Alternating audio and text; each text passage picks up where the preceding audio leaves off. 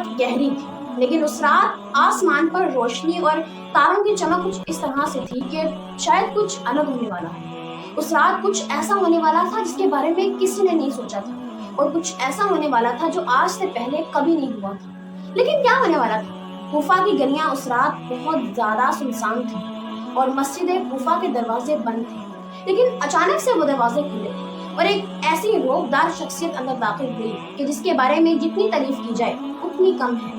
ایک ایسا انسان جو صرف مسلمان نہیں تھا بلکہ مسلمانوں کا سردار تھا۔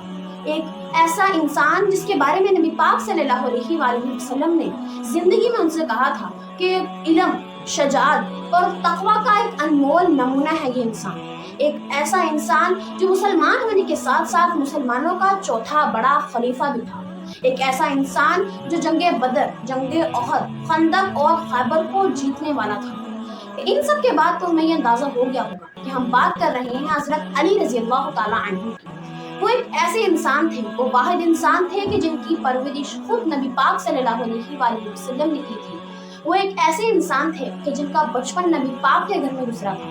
وہ ایک ایسے انسان تھے کہ جو دنیا میں نبی پاک صلی اللہ علیہ وسلم کے اسلام پھیلانے کے بعد دوسرے مسلمان تھے۔ وہ ایک ایسے انسان تھے جو نبی پاک صلی اللہ علیہ وسلم کے چچا زاد بھائی بھی تھے، ان کے داماد بھی تھے اور مسلمانوں کے چوتھے خلیفہ بھی تھے۔ وہ ایک ایسے انسان تھے کہ جن کی زندگی میں نبی پاک صلی اللہ علیہ وسلم نے ان سے کہا تھا کہ میں علم کا شہر ہوں اور علی اس کا دروازہ ہے۔ وہ ایک ایسے انسان تھے کہ جس کے بارے میں نبی پاک صلی اللہ علیہ وسلم نے جب عشرہ مبشرہ کے بارے میں بتایا تھا تو ان میں ان کا نام بھی شامل تھا۔ لیکن اس رات کیا ہونے والا تھا؟ وہ جب مسجد کوفہ میں داخل ہوئے تو اس کے ساتھ ساتھ کچھ اور قدم بھی مسجد کی طرف بڑھ رہے تھے، لیکن حضرت علی رضی اللہ تعالیٰ عنہ کے چہرے پر صرف سکون تھا، آنکھوں میں عبادت کی روشنی تھی اور دل میں صرف ایک بات تھی کہ خدا کو راضی کرنا ہے اور اس وعدے کو نبھانا ہے جو انہوں نے خلافت کا عہدہ تھامتے ہوئے یہ وعدہ لیا تھا کہ وہ ہمیشہ انصاف کریں گے، حق اور سچ کا ساتھ دیں گے۔ لیکن جو دوسرے قدم مسجد کی طرف بڑھ رہے تھے اس انسان کے چہرے پر غصہ تھا،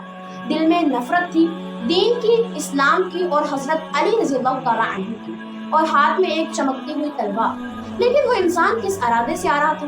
کیا اس صبح خلیفہ مسلمین زخمی ہونے والے تھے یا ہمیشہ ہمیشہ کے لیے اس دنیا کو چھوڑ کر جانے والے تھے؟ لیکن کون تھا وہ جس نے ایک ایسے انسان کو نقصان پہنچانے کے بارے میں سوچا کہ جس کو نبی پاک صلی اللہ علیہ وسلم نے خود یہ لقب دیا تھا، شیر خدا، اور ایک ایسا کام ہونے والا تھا جس کے بارے میں کسی نے نہیں سوچا تھا؟ حضرت علی رضی اللہ تعالیٰ عنہ نبی پاک صلی اللہ علیہ وسلم کی زندگی میں ان کے خاص صحابہ میں سے ایک تھے، اور اسی وجہ سے نبی پاک صلی اللہ علیہ وسلم اپنی بیٹی حضرت فاطمہ رضی اللہ تعالیٰ عنہ کا نکاح حضرت علی کے ساتھ کیا۔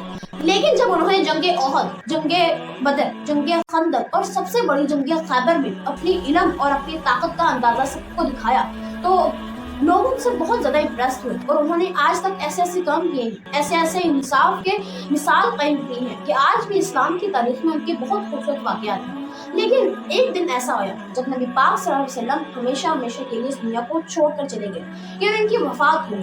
وہ وقت ایسا تھا کہ امت پوری طرح سے ٹوٹ چکی تھی، کیونکہ ایک ایسا انسان جس نے مسلمانوں کو ایک بار پھر سے دین کی طرف لائے تھے، وہ انسان لوگوں کو چھوڑ کر چلا گیا تھا۔ اس وقت لوگ بہت زیادہ غمگین تھے، لیکن ان کو سنبھالنے والا ایک انسان آ گیا، حضرت ابوبکر صدیق رضی اللہ تعالیٰ عنہ۔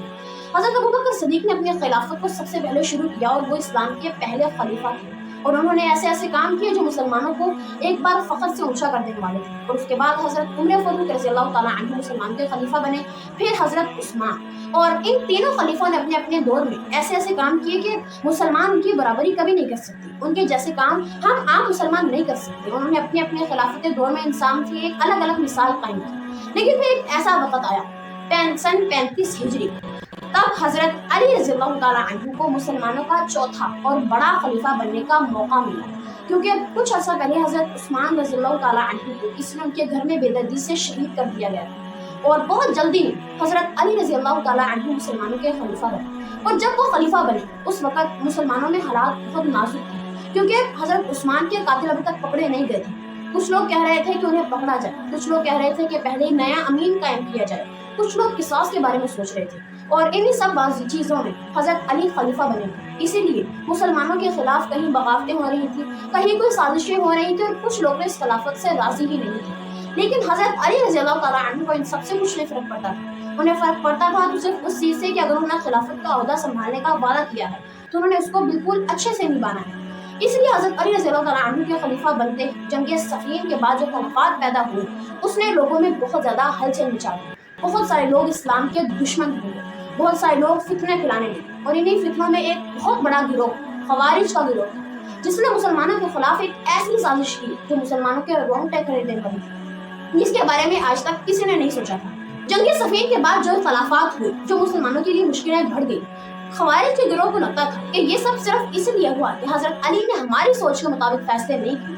انہیں لگتا تھا کہ اگر حضرت علی ہمارے مطابق فیصلے کرتے تو مسلمانوں کے لیے کوئی مشکلیں نہیں بڑھتی. اس لیے اب ان کے دل میں اسلام کے لیے, حضرت علی کے لیے بے حد نفرت بڑھ گئی, اور اسی نفرت کے چلتے انہوں نے ایک ایسا منصوبہ بنایا جو شاید ایک مسلمان کے خلاف نہیں بنا سکتا. لیکن بدبختی کی بات یہاں پر یہ ہے کہ وہ لوگ بھی مسلمان ہیں, لیکن پھر بھی اس مسلمانوں کے خلاف ان کے دل میں بے حد نفرت بڑھتی گئی. انہوں نے ایک ایسا منصوبہ بنایا کہ اگر 3 بڑی شخصیت کو ختم کر دیا جائے, حضرت علی, حضرت امیر معاویہ اور حضرت عمر بن عیاض رضی اللہ تعالیٰ عنہ, اگر ان تینوں کو ختم کر دیا جائے تو سب کچھ ٹھیک ہو سکتا ہے, فیصلے ہماری مرضی کے مطابق ہوں گے اور جو مشکلات بڑی ہیں وہ ختم ہو جائیں گے. لیکن یہی ان کی غلط فہمی تھی, کیونکہ جس چیز کو وہ ٹھیک سمجھ رہے تھے وہ غلط تھی.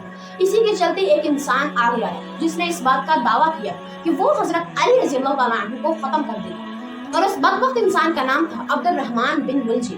یہ ایک ایسا انسان تھا کہ جس کے دل میں مسلمانوں کے لیے بہت زیادہ نفرت بڑھتی گئی تھی, اور اسی لیے اس نے اپنی تلوار اٹھائی, اور کہا جاتا ہے کہ اس نے اپنی تلوار کو زہر میں اس قدر ڈبویا کہ اگر تلوار کا وار کہیں ٹوٹ بھی جائے تو زہر اپنا اثر دکھا دے.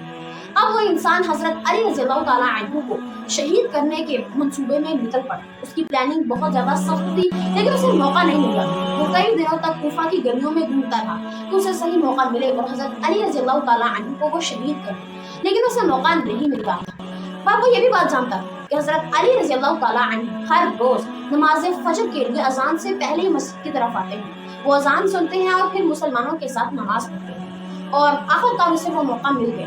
سن 40 ہجری 17 رمضان, یہ رات بھی بالکل عام رات کی طرح تھی, لیکن آج فضا میں ایک الگ ہی بات تھی, کیونکہ آج شاید کچھ الگ ہونے والا تھا. جب حضرت علی رضی اللہ تعالیٰ عنہ فجر کی نماز پڑھنے کے لیے اذان سے پہلے ہی مسجد کی طرف نکلے تو ان کی عادت تھی کہ وہ اکثر راستے میں جاتے وقت مسلمانوں کو جگاتے جاتے تھے نماز کے لیے, اور آج بھی انہوں نے بالکل ایسا ہی کیا. لیکن جب وہ مسجد میں داخل ہوئے تو آج ان کے چہرے پر ایک الگ سکون تھا, ایک الگ صبر تھا, شاید کسی چیز سے مطمئن ہو جیسے کوئی انسان. آج جب وہ مسجد میں داخل ہوئے تو لوگ بھی ان کے ساتھ تھے. لوگوں نے نماز کے لیے صفیں بنائی اور اذان ہوئی. اذان کے بعد حضرت علی رضی اللہ تعالیٰ عنہ نے عام معمول کی طرح لوگوں کو صفیں سیدھے کرنے کے لیے کہا اور نماز پڑھانے کے لیے کھڑے ہوئے. لیکن ان سب لوگوں کے بیچ میں ایک اندھیرے میں ایک شخص کھڑا تھا جو نہ ہی نماز کے لیے آیا تھا اور نہ ہی اسلام سیکھنے کے لیے, لیکن اس کے چہرے پر ایک عجیب سا غصہ اور نفرت تھی. ہاتھ میں ایک تلوار تھی. اس انسان کا نام تھا عبد الرحمن بن ملجم, وہ انسان جو حضرت علی کو شہید کرنے آیا تھا. حضرت علی رضی اللہ عنہ نے جیسے ہی تکبیر کے لیے ہاتھ اٹھا کر نماز شروع کی, اس انسان کے دل میں ایک عجیب سی تڑپ پیدا ہوئی, اور اس نے ایک زوردار حملہ کر کے حضرت علی رضی اللہ تعالیٰ عنہ کے سر میں وہ تلوار دے ماری. اور وہ تلوار کا گھاؤ اتنا زیادہ گہرا تھا کہ حضرت علی رضی اللہ تعالیٰ عنہ کچھ سمجھتے اس سے پہلے ہی وہ زمین پہ گر گئے. ان کے سر پر کافی گہری چوٹ آئی تھی. یہ سب اتنی جلدی میں ہوا کہ لوگوں کو کچھ سمجھ نہیں آ رہی کہ آخر کیا ہوا ہے, لیکن پھر بھی کچھ لوگوں نے حملہ آور کو پکڑ لیا. کچھ لوگ تو ابھی سمجھ رہے تھے کہ ہوا کیا ہے. کچھ لوگ حضرت علی رضی اللہ تعالیٰ عنہ کے پاس آ گئے, اور کچھ لوگ تو بھی صدمے میں تھے. یہ سب اتنی جلدی میں ہوا تھا کہ حضرت علی رضی اللہ تعالیٰ عنہ کو سمجھنے کا موقع ہی نہیں ملا. ان کے سر پر اتنی زیادہ گہری چوٹ تھی, لیکن پھر بھی ان کی زبان نے جو اس وقت الفاظ ادا کیے وہ سن کر وہ سب مسلمان حیران رہ گئے. اور صرف اس وقت کے لوگ ہی نہیں, بلکہ اگر آج ہم بھی وہ لفظ سنیں گے تو ہم بھی ضرور حیران ہو جائیں گے. اتنی گہری چوٹ, اور جب بھی کوئی انسان اپنی موت کو سامنے دیکھتا ہے تو اسے کچھ یاد نہیں رہتا, اسے کچھ سمجھ نہیں آتی سوائے اپنی موت کے.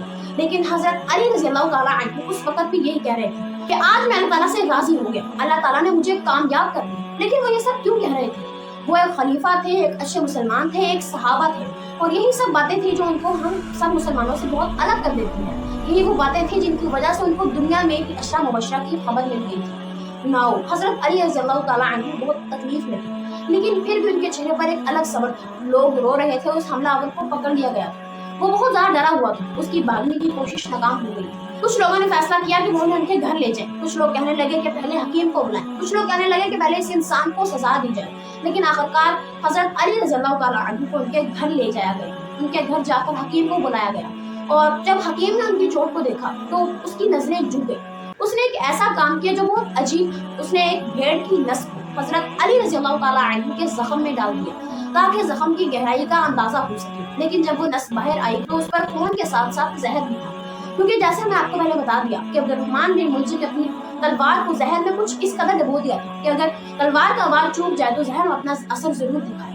اس حکیم نے یہ سب دیکھ کر بہت افسوس سے نظریں جھکائی اور کہا کہ ان کی چوٹ بہت گہری ہے، مجھے نہیں لگتا کہ شاید یہ زیادہ دیر زندہ رہیں گے. لیکن پھر بھی حضرت علی رضی اللہ عنہ نے کہا کہ نہیں، مجھے کوئی افسوس نہیں، بلکہ جو کچھ ہوتا ہے اللہ تعالیٰ کی مرضی سے ہوتا ہے، اور اس چیز میں اس انسان کا بھی کوئی قصور نہیں جس نے مجھ پر حملہ کیا، بلکہ اگر اللہ تعالیٰ نے موت ایسے لکھی تو مجھے موت ایسے ہی آئے گی. اس کے بعد انہوں نے پانی مانگا اور انہیں پانی دینے کے بعد ایک دودھ کا پیالہ اور کچھ کھجوریں پیش کی گئی. انہوں نے تھوڑا سا دودھ پیا اور دودھ چھوڑ کر انہوں نے جو کہا وہ بہت حیران کن تھا، وہ بہت عجیب تھا. انہوں نے اپنا دودھ بچا کر کہا کہ یہ دودھ اس قیدی کو دے دیا جائے جسے پکڑا گیا ہے، یعنی جس نے حضرت علی رضی اللہ تعالیٰ عنہ پر حملہ کیا تھا، جس نے انہیں مارنا چاہا، جس کے دل میں حضرت علی کے لیے بے حد نفرت تھی. لیکن حضرت علی نے ایسا کیوں کیا؟ کیونکہ وہ ایک خلیفہ تھے، وہ مسلمانوں کے لیے ایک مثال تھی. انہوں نے کہا کہ نہیں، اس کے ساتھ کوئی برا سلوک مت کرو، کوئی سختی والا برتاؤ مت کرو، کیونکہ اگر میں اپنی چوٹ کے کارن زندہ رہ گیا تو میں اسے اپنے انصاف کے مطابق سزا دوں، جو قانون میں اس کی سزا ہے، جو اسلام میں اس کی سزا ہے. لیکن اگر میں زندہ نہیں رہا تو آپ لوگ بھی اس کو بالکل میرے انصاف، میرے سچ، حق کے مطابق ہی سزا دینا. اگر قصاص بھی کرو تو اتنا حملہ ہی کرنا جتنا اس نے مجھ پر کیا ہے. زیادتی مت کرنا، کیونکہ زیادتی کو اللہ تعالیٰ کبھی بھی برداشت نہیں کرتا اور نہ ہی اسے معاف کرتا ہے. حضرت علی نے ان لوگوں سے کہا کہ اس قیدی کے ساتھ کوئی برا سلوک مت کرو، اسے کھانا دو، پینا دو اور اسے مارو مت، کیونکہ حضرت علی رضی اللہ تعالیٰ عنہ ایک خلیفہ تھے اور وہ انصاف کو اچھے سے جانتے تھے. لیکن ان کی تکلیف اتنی زیادہ تھی کہ انہیں دیکھ کر لوگ اپنے غصے پر قابو نہیں پا رہے. اور اس وقت ان کے ساتھ دو لوگ، حضرت حسن رضی اللہ عنہ اور حضرت حسین رضی اللہ تعالیٰ عنہ، جو ان کے دو بیٹے تھے، نبی پاک صلی اللہ علیہ وسلم کے نواسے تھے. وہ دونوں ان کا ہاتھ تھاما کر ان کے پاس بیٹھے تھے اور ان کی آنکھوں میں بھی آنسو تھے. لیکن حضرت علی رضی اللہ تعالیٰ عنہ نے کہا کہ نہیں، آپ لوگ غمگین مت ہوں، بلکہ خوش ہو جائیں کہ شاید مجھے شہادت کا درجہ مل جائے گا. کیونکہ حضرت علی رضی اللہ تعالیٰ عنہ اتنی زیادہ گہری چوٹ کے بعد بھی ایک بہت ہی خوبصورت صبر سے گزر رہے تھے. کچھ دن تک حضرت علی رضی اللہ تعالیٰ عنہ اسی چوٹ کے درد میں رہے اور آخرکار پھر ایک صبح آئی، سن 40 ہجری 21 رمضان کی صبح. وہ صبح حضرت علی رضی اللہ تعالیٰ عنہ کے لیے بہت مشکل تھی، کیونکہ اس وقت وہ اپنی تکلیف کے سب سے زیادہ وقت سے گزرے تھے. انہیں اپنے زخم کی وجہ سے بہت درد تھا اور ان کے بیٹے ان کے پاس بہت غمگین تھے. کوفہ کے بہت سارے لوگ ان کے پاس تھے اور تب حضرت علی رضی اللہ تعالیٰ عنہ نے ان لوگوں کو اپنے پاس بلایا اور ان سے کہا کہ شاید اب میں زندہ نہیں رہوں، لیکن میں آپ لوگوں کو ایک بات کہنا چاہتا ہوں. میرے مرنے کے بعد اس انسان کے ساتھ کوئی زیادتی مت کرنا، اسے وہی سزا دینا جو انصاف، اسلام اور قانون کے مطابق ہوگی. میرے جانے کے بعد کسی کے ساتھ زیادتی مت کرنا، اپنے رشتہ داروں کے ساتھ رشتے مت توڑنا، پڑوسیوں کے ساتھ حسن سلوک رکھنا، نماز قائم کرنا اور قرآن کی رسی کو کبھی مت چھوڑنا. ہر وہ کام کرنا جو اللہ تعالیٰ نے اور نبی پاک صلی اللہ علیہ وآلہ وسلم نے ہمیں بتایا ہے. ہر وہ کام کرنا جس سے اللہ تعالیٰ کو خوشی ملے. ایسا کبھی مت کرنا کہ جس سے اللہ تعالیٰ کو تم پر غصہ آئے یا وہ تم پر اپنا غضب کرے. یہ وہ وقت تھا کہ جب ایک خلیفہ، ایک مسلمان، ایک صحابی اپنی وفات کے وقت بھی، اپنی شہادت کے وقت بھی مسلمانوں کو صرف اور صرف انصاف کی، حق کی اور سچ کی تلقین کر رہا تھا. اور یہی وہ سب باتیں ہیں جو انہیں ہم سب سے بہت الگ کرتی ہیں. لیکن حضرت علی رضی اللہ تعالیٰ عنہ کی تکلیف کا اندازہ ان کے چہرے سے دیکھ کر لگایا جا سکتا تھا. پھر بھی وہ ان سب کے باوجود یہی میسج لوگوں کو دے رہے تھے اور آخرکار ان کی سانسیں رکنے لگی. اور پھر 21 رمضان کی صبح حضرت علی رضی اللہ تعالیٰ عنہ کو شہادت کا درجہ مل گیا. یہ وقت مسلمانوں کے لیے بہت زیادہ دردناک اور غمگین تھا، کیونکہ مسلمانوں کا چوتھا سب سے بڑا اور سب سے آخری خلیفہ بھی انہیں چھوڑ کر، اس دنیا کو چھوڑ کر جا چکا تھا. لیکن پھر بھی وہ اللہ تعالیٰ کے فیصلے پر راضی تھے، کیونکہ وہ لوگ تھے جو اللہ تعالیٰ کے فیصلوں کو مانتے تھے. اور انہیں پھر بھی غصہ تھا اس انسان پر جس نے حضرت علی رضی اللہ تعالیٰ عنہ کو اس حالت تک پہنچایا. لیکن پھر بھی لوگوں نے انہی چیزوں پر عمل کیا جو حضرت علی رضی اللہ تعالیٰ عنہ نے انہیں بتائی تھی. حضرت علی رضی اللہ تعالیٰ عنہ کی شہادت ہوئی 21 رمضان کی صبح اور 21 رمضان کی رات کو انہیں دفن کیا گیا، یعنی کہ قبر مبارک بنائی گئی. لیکن پھر بھی ان کی قبر ایک ایسی جگہ پر بنائی گئی جہاں پر جگہ چھپی ہو، کیونکہ اس وقت بہت سارے لوگ حضرت علی رضی اللہ تعالیٰ عنہ سے ناراض تھے، ان کی خلافت سے ناراض تھے، ان کے فیصلوں سے ناراض تھے اور بہت سارے لوگ انہیں نقصان پہنچانا چاہتے تھے. اس لیے ان کی قبر ایک ایسی جگہ پر بنائی گئی جہاں پر دشمنوں کی نظر نہ پہنچے اور ان کی قبر کی بے ادبی نہ کرے. یہ ایک ایسا واقعہ تھا جس نے ایک بار اسلام کو دوبارہ سے زندہ کیا. یہ ایک ایسا واقعہ تھا جس نے ہمیں یہ بتایا کہ انصاف کسے کہتے ہیں. یہ ایک ایسا واقعہ تھا کہ جہاں پر حضرت علی رضی اللہ تعالیٰ عنہ کی شہادت نے مسلمانوں کو ایک نیا سبق دیا۔ حضرت علی رضی اللہ تعالیٰ عنہ کی شہادت کی وجہ تو وہ انسان تھا، لیکن اس کے پیچھے فیصلہ بھی اللہ تعالیٰ کا۔ یہ وہ واقعہ تھا جب مسلمانوں نے سیکھا کہ اگر خلیفہ بننا ہے تو اس کا مطلب یہ نہیں کہ دوسروں پر حکم ڈالا جائے، دوسروں کو غلام سمجھا جائے، بلکہ خلیفہ بننے کا مطلب یہ ہے کہ ہم دوسروں کے ساتھ اچھا برتاؤ کریں۔ کہ جس طرح سے حضرت علی رضی اللہ تعالیٰ عنہ کے بارے میں کئی جگہ پر واقعات لکھے ہیں کہ وہ رات میں عبادت کرتے، دن میں لوگوں کے مسئلوں کو حل کرتے، اور رات کو پھر لوگوں کے گھروں پر گھومتے، دیکھتے کہ کوئی پریشانی بھی تو نہیں ہے۔ وہ خلیفہ تو تھے لیکن بالکل عام لوگوں جیسا لباس پہنتے تھے، وہ خلیفہ تو تھے لیکن بالکل عام لوگوں جیسا کھانا کھاتے تھے، بلکہ کبھی کبھی وہ اپنا کھانا دوسروں کو دے کر بھوکے سو جاتے تھے۔